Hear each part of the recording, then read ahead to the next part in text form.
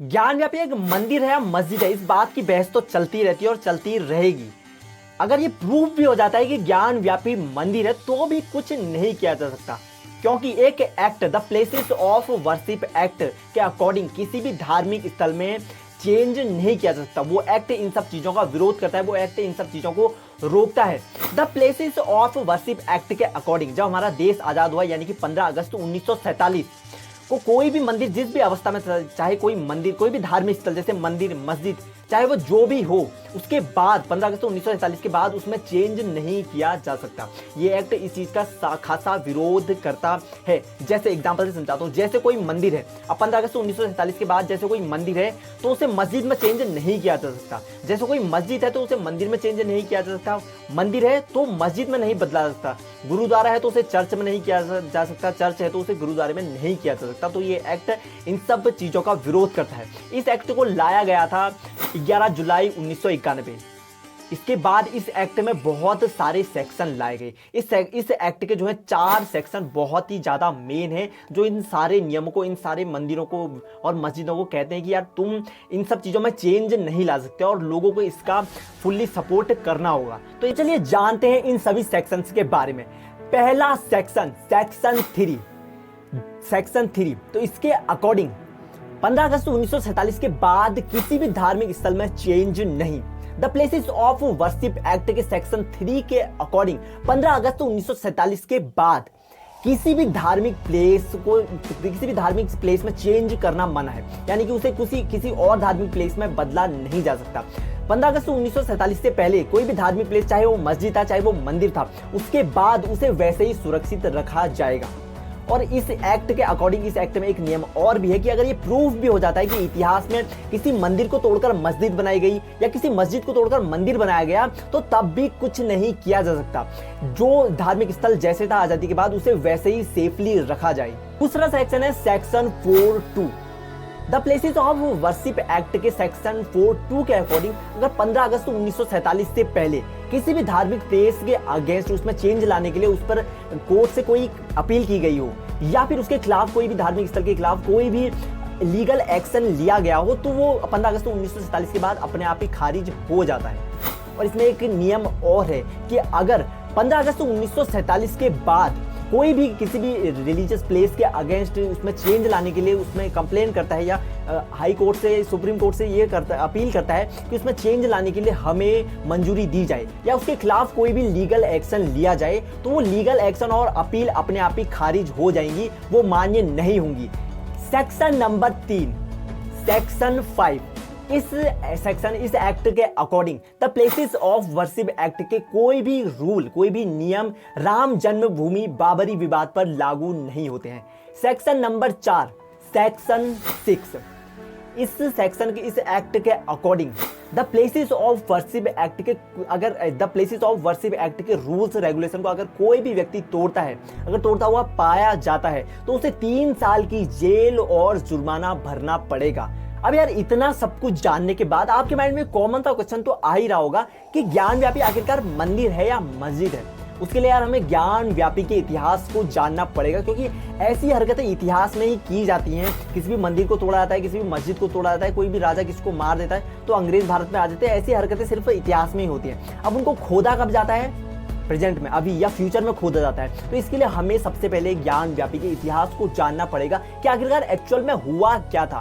यार उससे पहले आप चैनल पर नए हो तो चैनल को अभी सब्सक्राइब कर लो, क्योंकि यार ये आपके लिए तो फ्री है बट इससे मेरी काफी हेल्प हो जाती है। और बात है लगभग 350 साल पुरानी, जब भारत में मुगलों का शासन हुआ करता था। उस समय मुगलों का एक ही काम था, हिंदुओं को परेशान करना और हिंदू मंदिरों को तोड़ना। मुगलों ने काफी सैकड़ों हिंदू मंदिर तोड़े और उन्हीं में से एक था औरंगजेब। जब औरंगजेब को दिल्ली की सल्तनत हासिल हुई, तभी औरंगजेब ने काशी विश्वनाथ मंदिर को पूरी तरीके से तोड़ने के लिए एक फरमान जारी किया। गजवा ए हिंद की मेंटेलिटी रखने वाले औरंगजेब ने कई हिंदू मंदिरों को तोड़ा, लेकिन अब उसके निशाने पर था काशी विश्वनाथ का मंदिर। औरंगजेब सनातनी भारतवर्ष में इस्लाम का परचम लहराना चाहता था औरंगजेब ने हिंदू मंदिरों को इसलिए तोड़ा ताकि वो ये दिखा सके कि हिंदू देवताओं में इतनी भी क्षमता नहीं कि वो अपने मंदिरों को आकर बचा सके। वो ये हिंदुओं को ये चीजें दिखाना चाहता, वो हिंदुओं को नीचा दिखाना चाहता था। औरंगजेब ने 18 अप्रैल 1669 में काशी विश्वनाथ मंदिर को तोड़ने का फरमान जारी किया। यह फरमान आज भी कोलकाता की एशियाटिक लाइब्रेरी में सुरक्षित रखा हुआ है। इस फरमान के बाद औरंगजेब की सेना ने काशी विश्वनाथ मंदिर को बुरी तरीके से तोड़ दिया, लेकिन औरंगजेब की सेना ना ही बाबा विश्वनाथ के शिवलिंग का कुछ बिगाड़ सकी और ना ही भगवान नंदी का। इसके बाद औरंगजेब ने मंदिर को तोड़कर वहां पर मस्जिद तो बना दी, लेकिन जो मस्जिद बनाई उसकी दीवारें और नींव मंदिर की थी और जो गुंबद था वो था मस्जिद का। धीरे धीरे समय बदलता गया, मस्जिद अलग हो गई और मंदिर अलग हो गया। इस ज्ञान व्यापी मस्जिद के अंदर मां श्रृंगार गौरी का एक मंदिर है, जहां मुसलमान जिस ज्ञान व्यापी मस्जिद में मुसलमान नमाज अदा करने जाते हैं, दरअसल वो एक प्राचीन मंदिर है जहां स्वयंभू शिवजी का एक शिवलिंग तो है ही, उसके साथ साथ मां श्रृंगार गौरी का मंदिर भी है, जहां हिंदुओं को सिर्फ एक ही बार जाने की इजाजत है। देश का कानून और संविधान हिंदुओं को हर साल या बार बार उनके देवी देवताओं का दर्शन करने की भी इजाजत नहीं देता। एक्चुअल में हुआ क्या था, इसे एक स्टोरी के जरिए समझने की कोशिश करते हैं। एक 20 साल का लड़का होंडा सिटी कार चला रहा था, उसे एक पुलिस ने पकड़ा। पुलिस ने रोड में से चला रहा था, पुलिस ने पकड़ा। अब उसके बाद पुलिस ने क्या करती है, पुलिस गाड़ी के डॉक्यूमेंट मांगती है। वैसे ही पुलिस ने उस लड़के से गाड़ी के डॉक्यूमेंट्स और पेपर लाइसेंस वगैरह चीजें मांगी।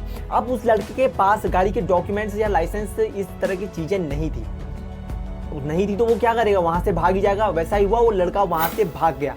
जब पुलिस ने तलाश की कि ये लड़का क्यों भागा, इसके पास डॉक्यूमेंट नहीं है, तो पुलिस को पता चला कि वो कार होंडा सिटी कार नहीं थी, बल्कि मॉडिफाई कराई गई एक स्विफ्ट डिजायर थी। मॉडिफाई क्यों कराई गई थी, क्योंकि वो चोरी की कार थी। कहानी इतनी है। अब कुछ लोगों को ये कहानी समझ में आ गई होगी और कुछ लोगों को नहीं आई होगी। कहानी का पर्पस सिर्फ यही समझाने का है कि औरंगजेब ने कैसे हिंदू मंदिरों को तोड़वा कर उन्हें मॉडिफाई करके उनकी जगह पर मस्जिदें बनवा दी। अब ये बात तो सभी जानती है, बात किसी से छिपी नहीं है कि औरंगजेब ने सैकड़ों हिंदू मंदिरों को तोड़ा और उनकी जगह पर मस्जिदें बनवाई। फिर भी इस बात पर क्यों बहस होती रहती है कि ज्ञान व्यापी मस्जिद है या मंदिर है? क्यों ज्ञान व्यापी के मस्जिद या मंदिर होने पर कंट्रोवर्सी चली आ रही है? ज्ञान व्यापी मस्जिद की कंट्रोवर्सी को एक टाइम लाइन से समझने की कोशिश करते हैं। ज्ञान व्यापी मस्जिद की कंट्रोवर्सी शुरू होती है 1809 से, यानी कि 1809 से। 1809 में जब कुछ हिंदू समुदाय ने, कुछ हिंदुओं ने काशी विश्वनाथ मंदिर और ज्ञान व्यापी मस्जिद के बीच एक छोटा सा धार्मिक स्थल बनाने की कोशिश की, तो लोगों ने उसका विरोध किया। वहां भीषण दंगे हो गए और जगह जगह आग लग गई। दूसरा, 1991 में जब काशी विश्वनाथ मंदिर के पुरोहितों के वंशजों ने सिविल कोर्ट में, वाराणसी के सिविल कोर्ट में ये अपील की, याचिका दायर की कि काशी विश्वनाथ मंदिर को 2050 साल पहले राजा विक्रमादित्य ने बनवाया था, लेकिन 1669 में इस मंदिर को तोड़कर औरंगजेब ने वहां ज्ञान व्यापी मस्जिद बनवा दी। इस अपील के अकॉर्डिंग ज्ञान व्यापी मस्जिद जो बनी है वो मंदिर की जमीन पर बनी है और मंदिर के काफी अवशेषों का उसमें यूज किया गया है। इस अपील में कहा गया है कि the places of worship act इस केस में लागू नहीं होता है। 1998 में ज्ञान व्यापी मस्जिद की देख रेख करने वाली एक कमेटी, मुस्लिम कमेटी ने हिंदू समुदाय के इस फैसले का विरोध करते हुए इलाहाबाद के हाई कोर्ट में ये मांग की, ये कहा कि इस ज्ञान व्यापी मस्जिद पर कोई भी चेंज नहीं किया जा सकता, क्योंकि the places of worship act इस चीज की मनाही करता है कि कोई भी मंदिर या मस्जिद में चेंज नहीं किया जाना चाहिए। 2019 में विजय शंकर रस्तोगी ने वाराणसी के एक डिस्ट्रिक्ट कोर्ट में ये मांग करी कि ज्ञान व्यापी मस्जिद की ASI सर्वे, यानी कि आर्कियोलॉजिकल सर्वे ऑफ इंडिया कराई जाए, लेकिन फिर से वही हुआ जो होना था। 2020 में मुस्लिम कमेटी, ज्ञान व्यापी मस्जिद की देखरेख करने वाली मुस्लिम कमेटी ने इस अपील का, इस मांग का जमकर विरोध किया कि ज्ञान व्यापी मस्जिद की ASI रिपोर्ट, ASI सर्वे नहीं कराई जाए। तो चलिए अब जानते हैं उस ताजा कंट्रोवर्सी के बारे में जो पिछले कुछ दिनों से ज्ञान व्यापी के ऊपर हो रही है। ये ताजा विवाद है ज्ञान व्यापी परिसर में मां श्रृंगार गौरी और अन्य हिंदू देवी देवताओं की रोजाना पूजा अर्चना को लेकर।